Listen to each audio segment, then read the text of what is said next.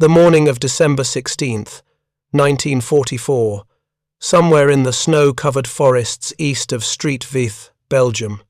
Oberfeldwebel Klaus Hartmann sits in the commander's cupola of his Panther OSF G, scanning the tree line through Zeiss optics that can resolve a man's face at 1,500 meters.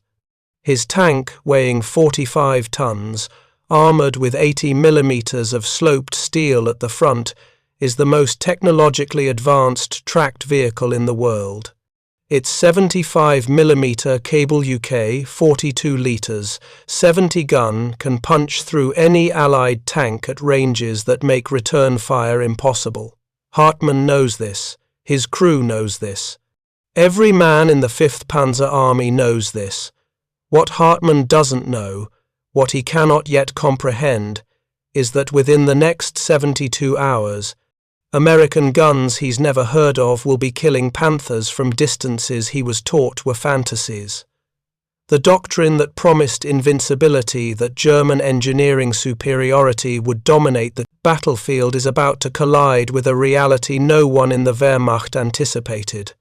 This is not a story about tanks, it's a story about the difference between what men believe and what actually kills them.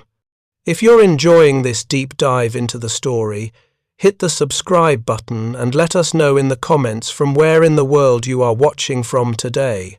To understand how German tank commanders could be so catastrophically wrong about American capabilities, you need to understand the world they inhabited in late 1944. Not the world as it actually was, but the world as German military intelligence, doctrine, and propaganda had constructed it. Because the shock that Panther crews experienced in the Ardennes wasn't just tactical surprise, it was the shattering of an entire framework of belief. By December of 1944, Germany had been at war for 5 years and 3 months.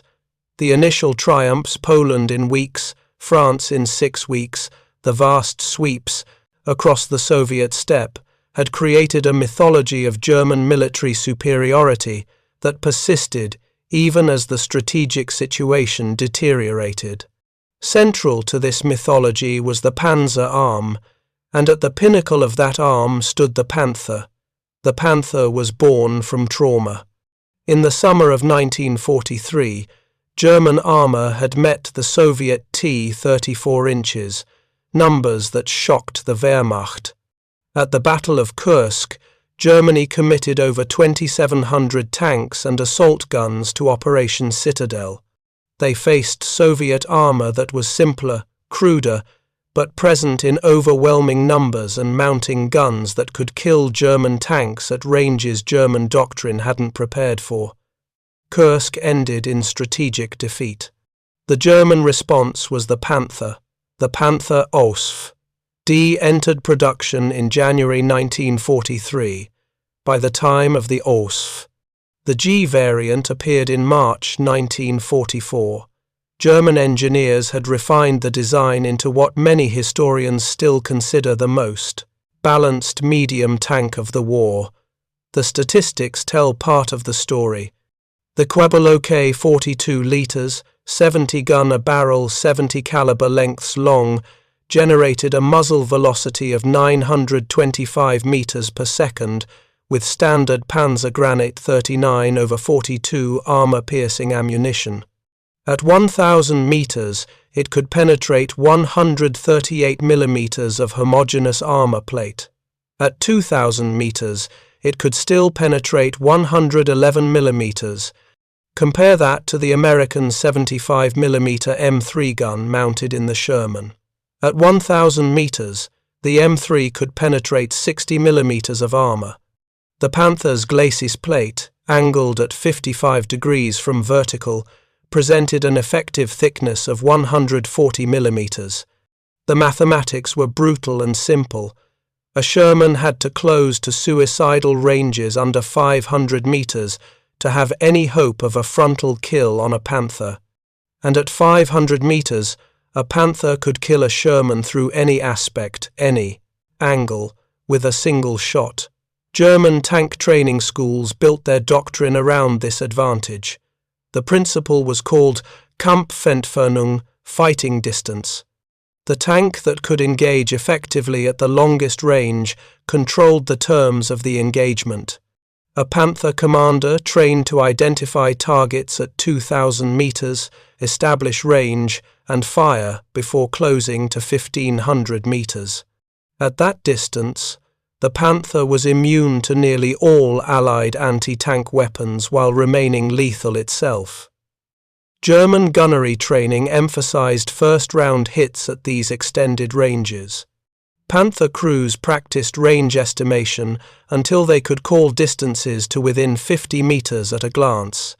They learned to read terrain, to position their vehicle's hull down so only the turret was exposed, maximizing their armor advantage while maintaining full offensive capability.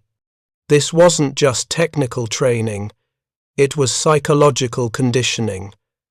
Every training exercise, every tactical problem, every after-action review reinforced the same message: German armor was superior, not marginally better, categorically superior. A single Panther, properly employed, could engage and destroy multiple Allied tanks before they could effectively return fire. The doctrine was validated by experience. In Normandy, despite Allied air superiority and crippling German logistics, individual Panther units achieved kill ratios that seemed to justify the confidence. On June 13, 1944, near Villers-Bocage, a single Tiger I commanded by SS Obersturmführer Michael Wittmann destroyed approximately 14 tanks and 15 personnel carriers in 15 minutes. While the Tiger was a different vehicle, heavier, slower, mounting the 88mm gun, the lesson German tankers absorbed was identical. Superior German armor, properly employed, was nearly invincible against Allied equipment. Intelligence reports reinforced this belief. German technical intelligence, the Waffenamt, had captured numerous American tanks throughout 1944. They tested them methodically. The Sherman, they concluded, was mechanically reliable but inadequately armored and armed. The 75mm gun was useful against soft targets but ineffective against modern armor. Even the heavier 76mm gun that began appearing in mid-1944 was evaluated as only marginally better.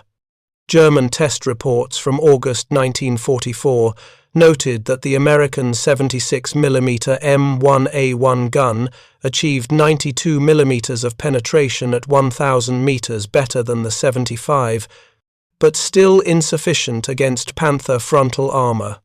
What German intelligence failed to grasp, what the entire Wehrmacht doctrinal framework failed to anticipate, was that the Americans weren't trying to match German tanks gun for gun and armor for armor. The American approach to armored warfare was fundamentally different, built on different assumptions about what tanks were supposed to do and how they were supposed to do it. The United States Army in World War II maintained a doctrinal distinction that would have seemed bizarre to German planners. Tanks were for exploitation and infantry support, not for fighting other tanks. That mission destroying enemy armor belonged to a separate branch called tank destroyers. The tank destroyer force was created in 1941 based on the belief that defensive anti-tank guns were insufficient.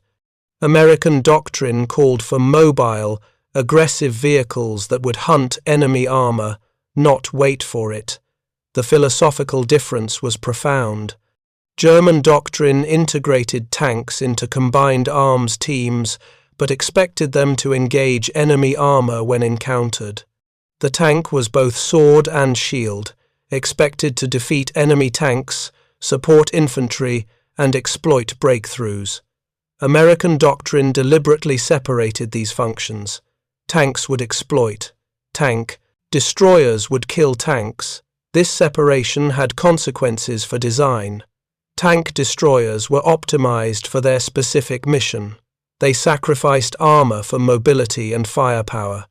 The M18 Hellcat, which began reaching frontline units in summer 1944, weighed only 17 tons, half the weight of a Panther. Its armor maxed out at 1 inch on the gun shield. A Panther could kill an M18 with high explosive rounds, never mind armor piercing. But the M18 could reach 55 miles per hour on roads, making it the fastest tracked armored vehicle of the war. And it mounted a 76mm gun in an open-topped turret that could traverse a full 360 degrees in 6 seconds. The M10 Wolverine, an earlier design based on the Sherman chassis, was slower but more numerous. By December 1944, over 6,000 M10s had been produced. It too mounted the 76mm gun, and increasingly, late production Shermans designated M4, A3, E8, nicknamed Easy 8, by their crews were receiving the same 76mm gun in a new turret design. German intelligence knew all this. They had the specifications. They had captured examples of the M18, M10, and 76mm Sherman.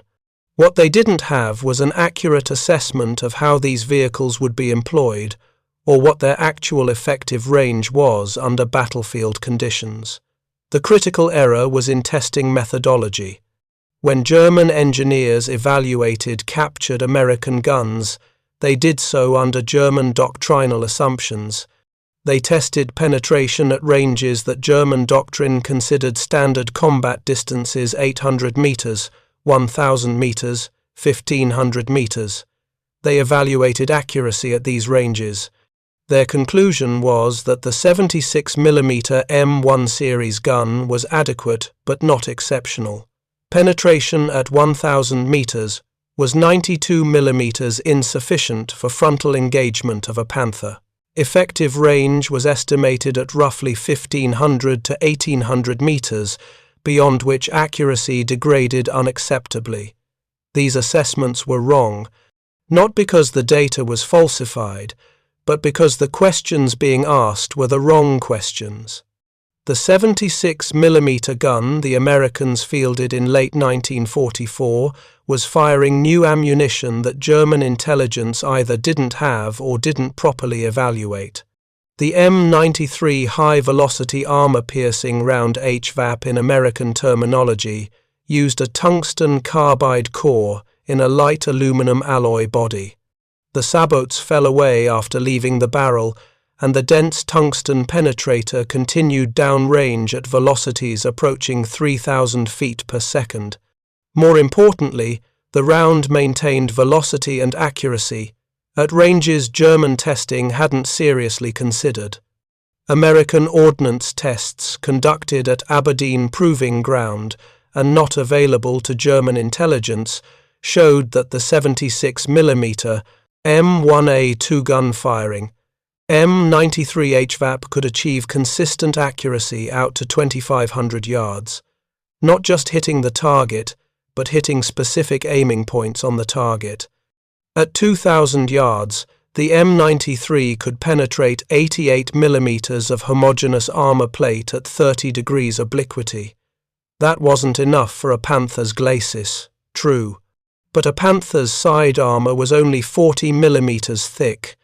The rear engine deck armor was even thinner. The mathematics that German doctrine relied on superior frontal armor plus superior gun range equals battlefield dominance only worked if engagements happened at the ranges and angles German doctrine assumed. American tank destroyer doctrine was built on different mathematics entirely. Tank destroyer school at Camp Hood, Texas, trained crews in tactics that German tankers would have considered wasteful if not cowardly. Tank destroyers didn't seek direct engagement. They ambushed. They used terrain to conceal their positions. They positioned themselves to engage enemy armor from the flank or rear, and critically, they trained to engage at the maximum possible range, not the minimum necessary range.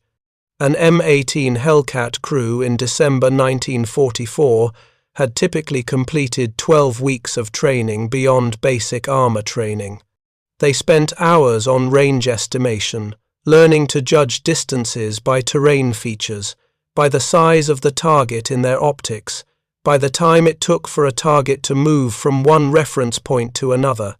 They practiced with their specific gun until they knew its ballistics intimately, how much to lead a moving target at 1,800 yards, how much drop to compensate for at 2,200 yards, how wind affected the round at extreme range. They also trained with better optics than German intelligence realized the Americans possessed. The M71D telescope sight, that equipped late-model 76mm guns, provided 5-power magnification and a field of view that made target acquisition at 2,500 yards feasible under good conditions. The sight reticle included range estimation stadia that allowed gunners to estimate range based on target size. German optics were excellent. The Zeiss sights in Panthers were arguably better, but German crews hadn't trained to use them at the ranges American crews were now routinely engaging at. All of this was invisible to German intelligence because it wasn't about hardware. It was about doctrine, training, and tactical application. You couldn't capture doctrine by examining a knocked-out M18. You couldn't quantify training by testing a 76mm gun on a firing range. And because German doctrine didn't emphasize ultra-long-range tank gunnery, why would it, when the Panther could kill anything at closer ranges where it was invulnerable? German analysts evaluated American capabilities through a framework that made American advantages invisible. There was one more factor, perhaps the most important, that German intelligence failed to properly weigh: industrial capacity. By December 1944, American industrial production had reached levels that seemed almost incomprehensible. The United States produced more tanks in 1944 than Germany had produced in the entire war to that point. Specific numbers tell the story. Germany produced approximately 6,000 Panthers total from 1943 through the end of the war. The United States produced 49,234 Sherman tanks of all variants. They produced 2,507 M18 Hellcats. They produced 6,541 M10 and M10A1 Wolverines. This wasn't just quantity. American logistics meant that these vehicles reached frontline units with spare parts, ammunition, and trained crews. A destroyed Sherman would be replaced within days, often hours. Ammunition consumption that would have been unthinkable in the Wehrmacht American tank. Destroyers and Shermans often fired ranging shots. Walking rounds onto target was routine because the logistics system could sustain it. Every M18 in Europe was supplied with at least some M93 HVAP ammunition by December 1944. Some units had substantial stocks. The German perspective simply couldn't accommodate this reality. The Panther was superior to the Sherman in direct combat, this was true. But superiority, measured in testing conditions or small unit actions, becomes meaningless when the inferior vehicle is present in 5-to-1 numerical advantage, crewed by men trained to negate the superior vehicle's strengths, and supported by logistics that allow tactical profligacy that German units couldn't imagine. Klaus Hartmann, sitting in his Panther on the morning of December 16th, carried in his head a model of the battlefield built from doctrine, intelligence reports, and experience. In that model, his Panther could engage American armor at 1,800 to 2,000 meters with confidence of first-round kills. American return fire at that range would be inaccurate and, even if it hit, insufficient to penetrate his frontal armor. He would close to 1,500 meters, engage, destroy, and maneuver. This had worked in Normandy. It had worked in the fighting retreat through France. When Panthers were properly employed and adequately supplied, two large caveats by late 1944, they dominated the battlefield. What Hartmann didn't know, what couldn't be in his mental model because German intelligence had failed to build the picture, was that the battlefield had changed. The Americans he would face in the next 72 hours had guns that could kill him at ranges he considered safe. They had trained specifically to engage Panthers at those ranges. They had ammunition optimized for extreme range penetration, and they had enough vehicles and enough ammunition that they could afford tactics that German logistics made impossible. The doctrine promised invincibility. The engineering seemed to guarantee it, the training reinforced it, and in 72 hours, reality would destroy it. But we're not there yet. First, we need to understand exactly what happened when the first American 76mm guns began engaging Panthers at ranges German commanders thought were impossible. The Battle of Aracourt receives less attention in popular histories than it deserves. Fought between September 18th and 29th, 1944, in the rolling farmland of northeastern France, near the German border, Aracourt was where American armoured doctrine first proved itself against Germany's best. It was also where the 76mm gun first demonstrated capabilities that German intelligence had not credited. Major General John Wood's 4th Armoured Division faced General Otto von Knobelsdorff's 5th Panzer Army. The German force included substantial numbers of Panthers from the Masche, 111th and 113th, Panzer Brigades, newly formed units equipped with the latest Ausf. G models, crewed by men who'd completed the abbreviated but still rigorous training program Germany maintained even in late 1944. German commanders expected these fresh Panthers, properly employed, to maul the American armour and restore the front. The 4th Armoured had something the Germans didn't expect. Approximately 1/3 of its Shermans were now mounting the 76mm gun, and the division's tank destroyer battalion, the 704th, was equipped with M18 Hellcats that had arrived in theatre only weeks earlier, September 19th, southeast of Aracourt, near the village of Rechicourt. A platoon of Panthers from the 113th Panzer Brigade advances across open farmland, confident in the morning fog that reduces visibility, but not enough to prevent engagement. German doctrine called for aggressive maneuver. Panther doctrine specifically emphasized using mobility and firepower to dictate engagement terms. These Panthers are doing exactly what they were trained to do. At 2,100 yards, 1,900 meters a distance, the Panther commanders consider at the edge of effective range but still manageable. The German tanks begin receiving fire. The first rounds miss, striking the ground short. The Panther commanders aren't particularly concerned. American guns at this range are known to be inaccurate. Standard procedure: identify the firing position, close to effective range, engage and destroy. The second volley doesn't miss. 3 Panthers are hit within 30 seconds.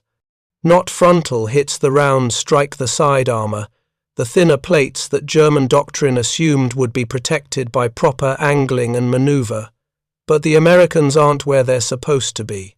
The Hellcats of the 704th Tank Destroyer Battalion have positioned themselves on a tree line, hull down, only their turrets visible.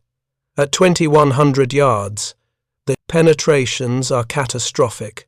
40 millimeters of side armour provides no meaningful protection against M93 HVAP rounds. The tungsten penetrators punch through, igniting ammunition, killing crews. 1 Panther explodes immediately, a cook-off of main gun ammunition that tears the turret from the hull.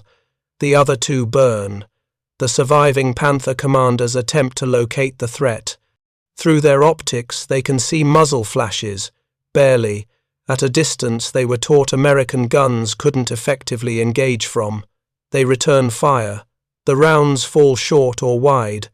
At this range, even the excellent KWK-42 is operating at the edge of its practical accuracy envelope. The Hellcat crews, trained specifically for this engagement profile, have the range dialed in. They're firing, adjusting, firing again, more hits. Within 7 minutes, 5 Panthers are destroyed or immobilized. The remaining German tanks withdrew, exactly as American tank destroyer doctrine predicted. The ambush worked, not because of surprise alone, but because the Germans didn't believe they could be effectively engaged at the range where the ambush occurred. Lieutenant Colonel Creighton Abrams, commanding the 37th Tank Battalion, 4th Armoured Division, would later write in his after-action report, "Enemy appeared surprised by the effective range of the 76mm gun. Multiple engagements occurred at ranges exceeding 2,000 yards with positive results. Enemy doctrine appears to assume safety at these ranges and does not expect effective return fire." The phrase, "enemy appeared surprised," is a military understatement for psychological shock. Panther commanders were operating under a model of reality that told them American guns at 2,000 yards were not a serious threat. When that model proved wrong, the surprise wasn't just tactical, it was conceptual. The framework for understanding the battlefield had failed. Over the next 10 days, this pattern repeated. German armor would advance, expecting to close to effective range before facing serious opposition. American tank destroyers and 76mm Shermans would engage from positions and ranges that German doctrine said were safe. The Germans adapted. They began engaging at longer ranges. They improved their reconnaissance. They tried to avoid open terrain where American guns could exploit their range advantage. But adaptation requires acknowledging that your previous doctrine was wrong, and that acknowledgement came slowly, incompletely, and at terrible cost. The final accounting for Aracourt: 281 German tanks and assault guns destroyed or abandoned. American losses: 48 Shermans, 7 tank destroyers. The kill ratio, approximately 6-1 in favor of the Americans, would have been impossible if German technical superiority meant what German doctrine said it meant. German after-action reports from Aracourt make for grim reading. They acknowledge the defeats but struggle to explain them. Some reports blame inadequate reconnaissance. Others cite American air superiority, which was real and devastating, but doesn't explain tank versus tank engagements. A few reports note that American guns seemed more effective at long range than intelligence had suggested, but this observation isn't emphasized or systematically analyzed. The fundamental problem was that acknowledging the real reason that American doctrine and training had negated German technical advantages required admitting that the entire framework of Panzer doctrine needed revision. In September 1944, with the Western Front collapsing and resources desperately scarce, the Wehrmacht didn't have the luxury of doctrinal revision. They had to fight with what they had, believing what they'd been taught to believe. If you find this story engaging, please take a moment to subscribe and enable notifications. It helps us continue producing in-depth content like this. By December 16, 1944, when Hitler launched Operation Wacht am Rhein, the Ardennes Offensive, popularly known as the Battle of the Bulge, the lessons of Aracourt had not been systematically incorporated into German training or doctrine. Some frontline commanders knew that American guns were more dangerous than intelligence suggested, but that knowledge was fragmentary, anecdotal, not reflected in the official Panther tactical manual or in the briefings given to crews. The Ardennes offensive involved over 400 Panthers and Panther variants concentrated in the 5th and 6th Panzer armies. It was the largest concentration of German armour on the Western Front since Normandy, and Hitler had personally ordered that these forces would shatter the American lines, cross the Meuse River, and recapture Antwerp. The plan required speed, surprise, and the technological superiority of German armour to overcome American numerical advantages. The terrain seemed to favour German doctrine. The SET, Ardennes was heavily forested, with narrow roads, limited sight lines, and villages that channeled movement. This was close-range terrain where the Panthers' armour advantage should dominate, and where American long-range gunnery advantages would be negated. German planners were confident that in these conditions, Panther superiority would be decisive. They were wrong, but in ways they couldn't have anticipated. December 17th, near the village of Krinkelt-Rocherath. The 2nd and 99th Infantry Divisions are attempting to hold against the 1st SS Panzer Division. Attached to these infantry divisions are elements of the 644th Tank Destroyer Battalion, equipped with M10 Wolverines mounting 76mm guns. The destroyers have positioned themselves in the villages, in prepared positions, with clear fields of fire down the roads that German armour must use. The terrain does limit engagement ranges, but not to the distances German doctrine assumed, where German commanders expected engagements at 500 to 800 meters in village fighting. The Americans were engaging successfully at 1200 to 1500 meters, using the straight stretches of road as shooting galleries. The M10 crews aren't trying for frontal penetrations. They're aiming for tracks, for side shots as Panthers navigate around buildings, for the vulnerable rear armour when German tanks expose it during manoeuvre. At these ranges, in these conditions, the Panther's armour advantage is substantially negated, while its firepower advantage, the ability to kill a Sherman or M10 at any range, becomes less decisive because the Americans can afford losses. When an M10 is destroyed, another takes its position. When a Panther is knocked out, it's a loss the Germans can't replace. One engagement, documented in the 644th Tank Destroyer Battalion's records, an M10, commanded by Sergeant Henry Warner, engages a Panther at 1400 yards down a village street. The first round misses. The second round hits the Panther's track, immobilizing it. The Panther crew abandons the vehicle. Warner's M10 shifts position before the Panther can return effective fire. This sequence long-range engagement, mobility, multiple shots, is exactly what tank destroyer doctrine called for. It worked because the American crew had trained for it, and because their gun could do what German intelligence said it couldn't, achieve consistent hits at ranges exceeding 1,300 meters. But the most significant engagements happened in more open terrain, where American range advantages could be fully exploited. December 20th, near the town of Streetvith. The 7th Armoured Division is attempting to hold a salient that's collapsing under pressure from multiple German divisions, including the Führer-Begleit Brigade with its Organic Panther Battalion. The American position is untenable, everyone knows it, but they're ordered to hold to allow other units to withdraw and establish new defensive lines. Among the defenders are M18 Hellcats from the 814th Tank Destroyer Battalion. As the German armour advances across relatively open ground southeast of the town, the Hellcats engage from prepared positions on higher ground. The engagement ranges exceed 2,000 yards. Weather conditions are poor, heavy, overcast, occasional snow squalls, but visibility is sufficient for the trained American crews.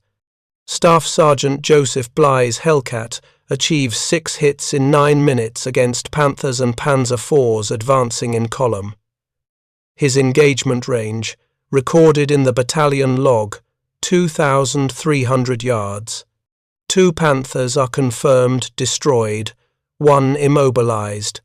The Germans attempt to suppress his position with mortar and artillery fire, but by the time the fire arrives, Bly's M18 has been displaced, exploiting exactly the mobility advantage the M18 was designed for. This pattern repeated throughout the Street Vith salient. American tank, destroyers would engage from the maximum possible range, fire multiple rounds, then displace before German return fire could be effective. The Germans couldn't close the range, because doing so meant advancing into a kill zone. They couldn't effectively return fire at the ranges where the Americans were engaging, because their doctrine and training hadn't prepared them for ultra-long-range gunnery duels. The German response to these engagements reveals the depth of their doctrinal crisis. Unit logs and radio intercepts captured by American intelligence show German commanders reporting that they were facing new American anti-tank guns of approximately 88 mm, because they couldn't believe the standard 76 mm gun could achieve the effects they were experiencing. The idea that American guns they'd been told were inferior could kill Panthers at ranges exceeding 2,000 meters simply didn't fit their framework of understanding. 1 intercepted radio message from a Panther company commander to his battalion headquarters, December 21st. Under effective fire from a range of approximately 2,000 meters. Unable to close with enemy positions. Request smoke. Request artillery on coordinates. The message breaks off. The Panther company loses 4 vehicles in that engagement to M18s they never successfully located. The psychological effect on German crews was corrosive. Panther commanders had been trained to believe their vehicle's superiority would manifest in battlefield dominance. When that dominance failed to materialize, when they found themselves being killed from ranges they'd been taught were safe, by guns they'd been told were inadequate, it destroyed confidence. Not immediately, not universally, but steadily. Engagement by engagement. Technical reports from German units in the Ardennes, filed in late December and early January, show this erosion. One report, from the 116th Panzer Division, notes, American anti-tank capabilities have been substantially underestimated. Enemy engages armor at ranges exceeding 2 kilometers with regularity. Frontal approaches across open terrain result in unacceptable losses.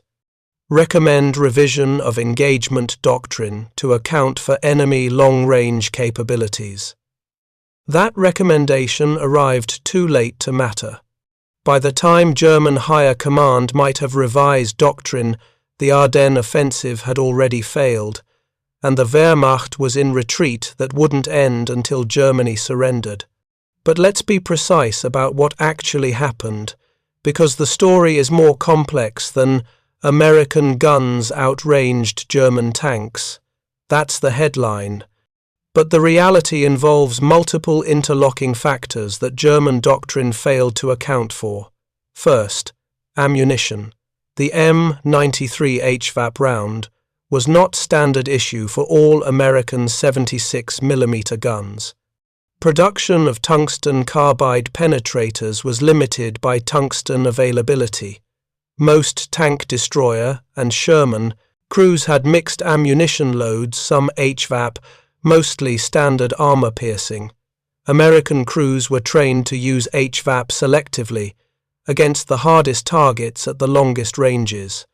This meant that American gunners were making tactical decisions about ammunition selection that German doctrine didn't account for, because German ammunition types, while varied, didn't have the same dramatic performance differences. At extreme range. Second, training. American tank destroyer crews and upgraded Sherman crews spent substantial time on range estimation and long-range gunnery specifically because tank destroyer doctrine demanded it. German crews trained for long-range gunnery too, but their definition of long range was different, 1,500 to 1,800 meters versus the 2,000 to 2,500 meters American crews trained for. This difference in training emphasis meant that at extreme ranges, American crews were operating within their trained capabilities, while German crews were operating at or beyond theirs. Third, tactical employment. Tank destroyer doctrine emphasized ambush, prepared positions, and engagement from concealment. This gave American crews advantages in every engagement. They shot first. They'd often pre-ranged their fields of fire, and they had the initiative. German doctrine emphasized maneuver and aggressive action closing with the enemy. This meant German armor was often advancing into prepared American positions, the worst possible situation for negating American range advantages. Fourth, industrial capacity. This factor underlies everything else. American forces could afford to fire multiple ranging shots, to waste expensive HVAP ammunition on marginal targets, to lose vehicles and have them replaced within hours. German forces couldn't. Every Panther lost was irreplaceable. Every round of ammunition expended was one less in a supply system that was already stretched beyond sustainability. This meant that even when German and American crews were theoretically matched in range and capability, the Americans could fight battles of attrition that the Germans couldn't afford. The result of these factors interacting was that Panther crews found themselves in a war their doctrine hadn't prepared them for. They were trained to close to effective range and use their superior armor and firepower to dominate. American doctrine denied them the opportunity to close, engaged them at ranges where their armor advantage was reduced or negated, and did so with enough vehicles and ammunition that even successful German engagements were Pyrrhic victories. By January 1945, as the Ardennes offensive ground to its final, failed conclusion, German Panther losses exceeded 500 vehicles on the Western Front. Not all were killed by 76mm guns. Allied air power, mechanical breakdowns, and fuel shortages accounted for substantial numbers, but unit records and post-war analysis suggest that direct fire from American tank destroyers and 76mm Shermans accounted for roughly 40% of the total. That means approximately 200 Panthers destroyed by guns German intelligence had evaluated as inadequate threats. The irony is almost painful. Germany had designed and fielded what was, vehicle for vehicle, arguably the best medium tank of the war. The Panther could kill any Allied tank at ranges where the Panther itself was nearly invulnerable. Its armor protection, when properly angled, was proof against most Allied anti-tank weapons. Its mobility, when mechanical issues didn't intervene, was excellent for its weight class. By every measurable standard, the Panther was superior to the Sherman. And yet, the Americans killed Panthers at ratios that should have been impossible. They did it not by building a better tank. The Sherman, even the Easy 8 variant, remained inferior in direct comparison, but by building a better system. Doctrine that emphasized ambush over direct engagement, training that prepared crews for extreme-range gunnery, ammunition optimized for the specific tactical situation, logistics that allowed wasteful expenditure of ammunition and acceptance of losses, and most critically, a willingness to accept that inferior equipment, properly employed in sufficient quantity, could defeat superior equipment used according to doctrine that no longer matched battlefield reality.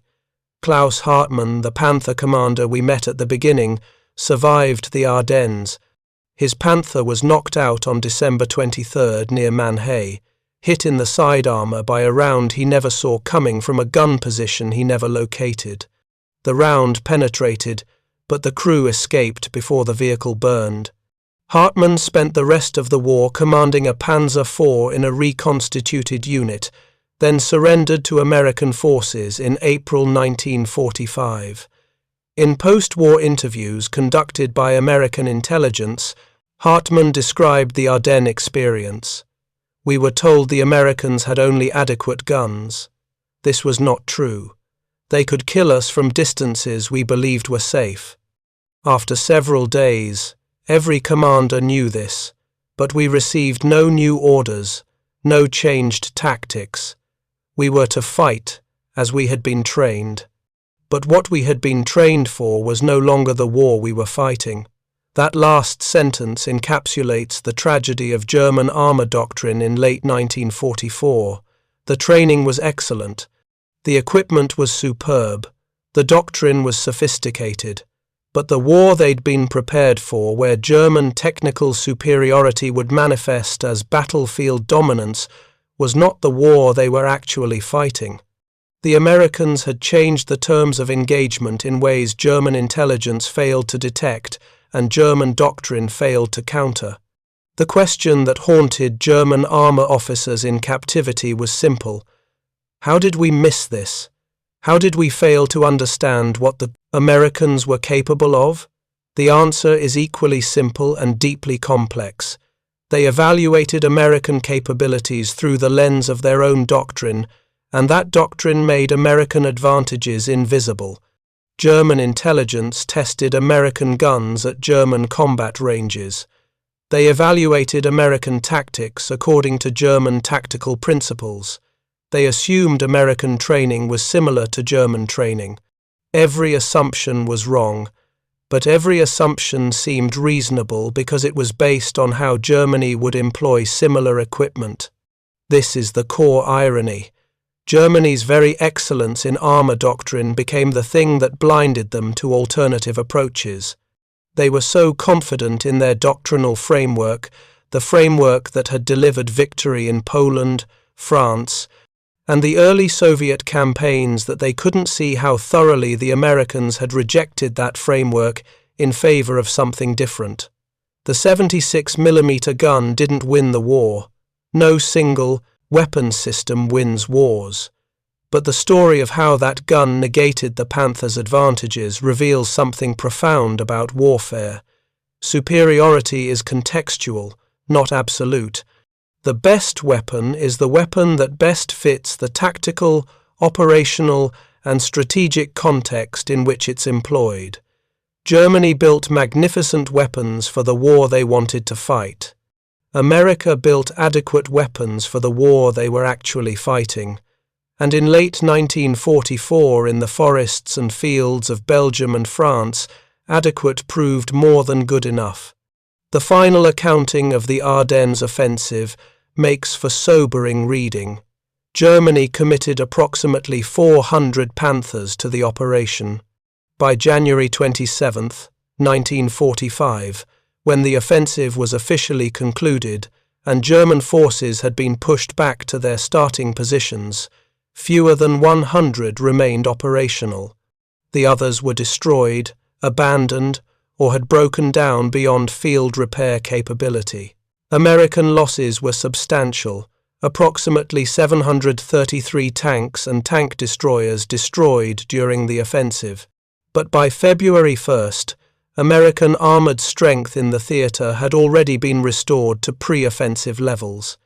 The industrial machine that could produce thousands of tanks monthly had absorbed losses that would have been strategically catastrophic for Germany and simply replaced them. This disparity, Germany's inability to replace losses versus America's ability to treat armour as an expendable resource, was perhaps the most decisive factor of all. But numbers alone don't capture what happened. To understand the true impact of the 76mm gun's unexpected range advantage, you need to examine what happened to German armor doctrine in the final months of the war. By February 1945, German training manuals for Panther crews had been revised, belatedly, inadequately, but revised nonetheless. The new guidance acknowledged that American anti-tank weapons demonstrate effective range exceeding previous intelligence estimates and recommended that engagement at ranges below 2,000 meters should be avoided when terrain permits. Standoff engagements. This was a remarkable admission. German doctrine, which had always emphasized closing with the enemy and using the Panther's armor to dominate at medium ranges, was now recommending exactly the opposite. Stay at maximum range, avoid closing. The problem was that this doctrinal revision came far too late and contradicted the fundamental premise of mobile armored warfare. If Panthers stayed at extreme range to avoid American guns, they couldn't exploit breakthroughs, couldn't support infantry, couldn't perform the operational missions the Panther had been designed for. The new doctrine essentially acknowledged that the Panther could no longer be employed as it was intended to be employed, that the entire conceptual framework for German armor tactics had failed. Frontline commanders recognized this. Lieutenant Colonel Hans von Luck, commanding a panzer regiment in the final months, wrote in his post-war memoir, "By early 1945, our Panther commanders were afraid. Not cowardice, these were experienced men, veterans, but they had lost confidence in the vehicle's invincibility. They knew that advancing across open ground meant exposing themselves to American guns that could kill them before they could effectively return fire. This knowledge, this fear, made them hesitant. And hesitant armor is defeated armor." That phrase, "hesitant armor is defeated armor," captures something essential. The Panther's battlefield value wasn't just in its technical specifications. It was in the psychological confidence it gave its crews, the belief that they held a decisive advantage. When American 76mm guns shattered that belief, they didn't just destroy Panthers. They destroyed the morale foundation that made aggressive Panther tactics possible. This psychological dimension extended beyond individual crews. At the operational level, German commanders in early 1945 began planning armored operations under constraints that would have seemed absurd 6 months earlier. Attacks were planned to avoid open terrain. Routes of advance were selected to minimize exposure to long-range fire. Panthers were increasingly used in static defensive positions rather than in the mobile role they'd been designed for. The vehicle remained technically formidable, but the doctrine for employing it had collapsed. American intelligence noted this shift. A February 1945 report from 12th Army Group Headquarters observed, "Enemy armor demonstrating increased caution in employment. Panthers previously used aggressively in exploitation and counterattack roles, now observed in prepared defensive positions. Assess this reflects enemy recognition of Allied anti-tank capabilities and inability to sustain armor losses from aggressive operations. The assessment was correct. Germany couldn't sustain losses, and German commanders knew it. Every Panther destroyed was irreplaceable. By contrast, American commanders knew that losses, however regrettable, would be replaced. This knowledge gap, Germans operating under scarcity while Americans operated under abundance, fundamentally altered tactical decision-making on both sides. But let's return to the specific question of the 76mm gun's range advantage, because there's a technical detail that makes the story even more remarkable. The effective range advantage American guns demonstrated wasn't primarily about the gun itself. The 76mm M1A2 was a good gun, well designed, capable, But what made it devastating at extreme range was the integration of multiple supporting elements that German intelligence had failed to recognize as a system. First, the ammunition. The M93 HVAP round was only part of 2-3, the story. American gun crews also used M62 APC armor-piercing, capped rounds that were more consistently available than HVAP. The M62 had inferior penetration compared to HVAP, but superior accuracy at long range due to its ballistic characteristics. American crews were trained to use M62 for ranging shots at extreme distance, then switch to HVAP for the killing shot once range was established. This two-ammunition approach, using one type for accuracy, another for penetration, was tactically sophisticated in ways German doctrine didn't account for. Second, the fire control system. Late-war American tanks and tank destroyers used a combination of optical and mechanical range-finding techniques that were simpler than German systems, but faster and, at extreme ranges, more practical. The M71D gun sight included a reticle with range estimation stadia. A trained gunner could estimate range to within 50 meters at 2,000 yards by measuring the apparent size of the target against the reticle. This was faster than German coincidence rangefinders and worked better in the limited visibility conditions that characterized much of the winter fighting. Third, crew coordination. American tank destroyer crews trained with their specific vehicles for months before deployment. They knew their gun's precise ballistics, had fired it hundreds of times, understood its peculiarities. By contrast, German Panther crews in late 1944 were increasingly replaced with abbreviated training put into vehicles they'd had limited time to familiarize themselves with. The experience gap meant that even when German and American vehicles had similar theoretical capabilities, American crews could exploit those capabilities more effectively. Fourth, communications and coordination.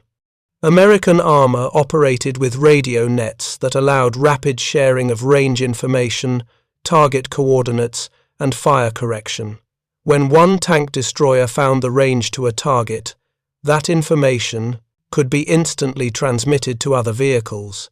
German radio discipline was good, but bandwidth limitations and the general chaos of retreat meant that information sharing was slower and less systematic. This meant American units could concentrate fire more effectively and adjust more rapidly based on observed results.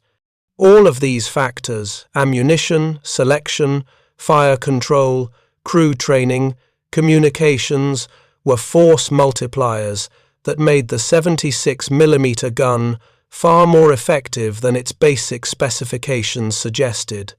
German intelligence had the specifications. What they didn't have, couldn't capture, was the systematic integration of all these elements into a doctrine specifically designed to exploit long-range gunnery. The result was that by March 1945, as Allied forces crossed the Rhine and began the final drive into Germany, Panther crews were operating under tactical constraints that made their vehicles' theoretical superiority largely meaningless. They couldn't maneuver aggressively without exposing themselves to long-range American fire. They couldn't hold static positions because American infantry armor coordination would overwhelm them. They couldn't retreat effectively because fuel shortages and mechanical breakdowns left Panthers stranded. The magnificent weapon had become a strategic liability. There's a specific engagement from late March 1945 that illustrates the complete collapse of German armor doctrine. Near Hanau, east of Frankfurt, elements of the 11th Panzer Division attempted a counterattack against American forces crossing the main river. The division could muster only 12 operational Panthers, all that remained of a unit that had fielded over 60 Panthers in January. These 12 Panthers advanced across relatively open ground toward American bridgehead positions. They were engaged at ranges exceeding 2,200 meters by a mixture of M18 Hellcats and Easy 8 Shermans from the 4th Armored Division, the same division that had fought at Aracourt 6 months earlier. The engagement lasted 11 minutes. 8 Panthers were destroyed or immobilized. The remaining 4 withdrew. American losses: 1 M18 damaged, repaired within 2 hours. The after-action report from the 11th Panzer Division is a document of defeat. Counterattack failed. Enemy engaged at ranges preventing effective return fire. The unit has insufficient operational vehicles to continue offensive operations. Request permission to withdraw to defensive positions. This wasn't a tactical failure. It was a systemic collapse. The doctrine, the training, the entire conceptual framework that had made the Panzerarm Germany's decisive weapon had failed. And at the heart of that failure was the simple, devastating fact that German intelligence had catastrophically misjudged American anti-tank capabilities. The post-war interrogations of German armor officers reveal how completely this realization had spread by war's end. General Major Heinz Eberbach, who commanded various panzer formations throughout the war, stated in American Captivity, "We believed we had technical superiority. We did have technical superiority, vehicle to vehicle, but the Americans fought a different kind of war. They used their adequate guns in ways we had not anticipated, at ranges we had not prepared for, in numbers we could not match."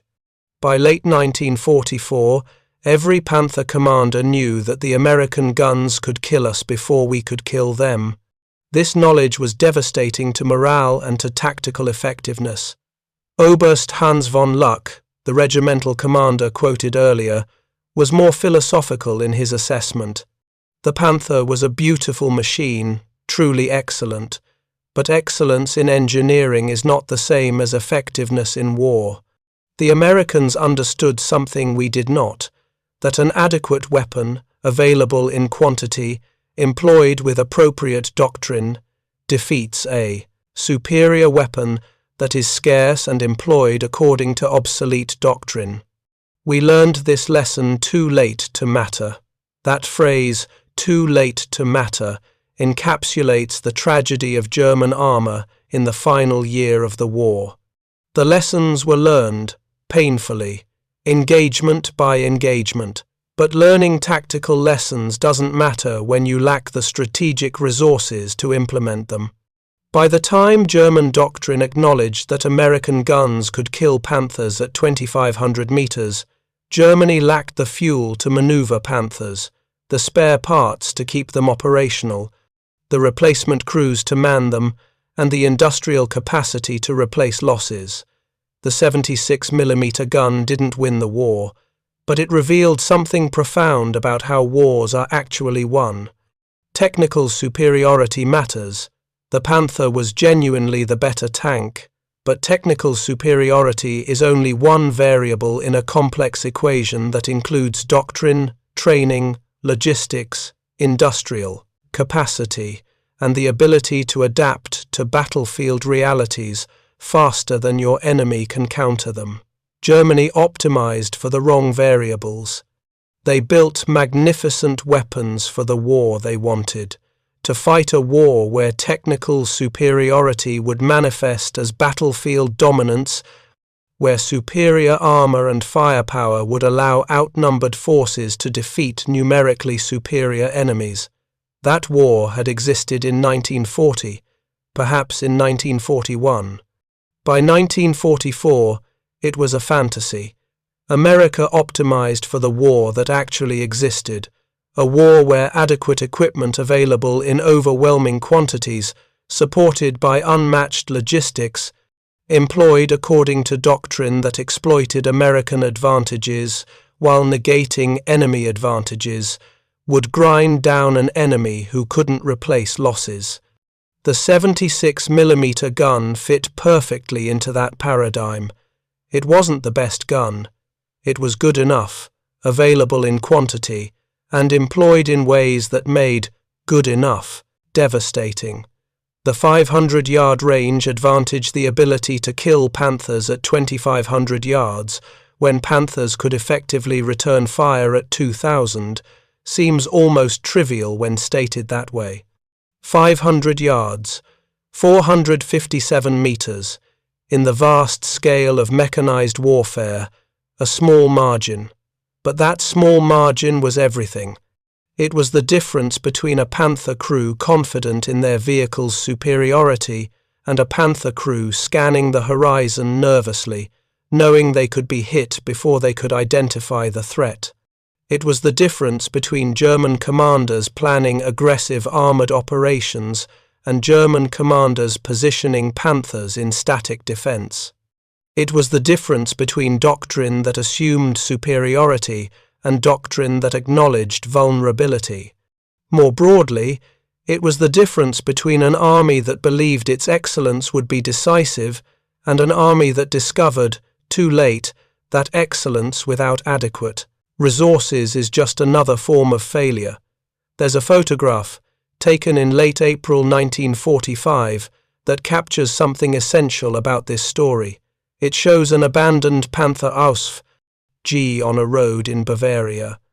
The vehicle is mechanically intact, no combat damage visible. It was abandoned because the crew had no fuel and no means of obtaining fuel. The Wehrmacht's logistics had completely collapsed. This Panther, this magnificent piece of engineering, sat by the roadside because the system that was supposed to support it no longer existed. In the background of the photograph, barely visible, is an American M4 A3E8 Sherman, an Easy 8 moving past the abandoned Panther. The Sherman is dirty, battle-worn, clearly used hard, but it's moving. It has fuel. Its crew has ammunition, food, and replacement parts if needed. The Sherman will continue operating until the war ends, and then it will be shipped back to the United States, or scrapped, just another piece of military equipment made obsolete by peace. The contrast in that image, the abandoned Panther, beautiful and useless, and the functional Sherman, adequate and effective, is the entire story in visual form. Thank you for watching. For more detailed historical breakdowns, check out the other videos on your screen now, and don't forget to subscribe.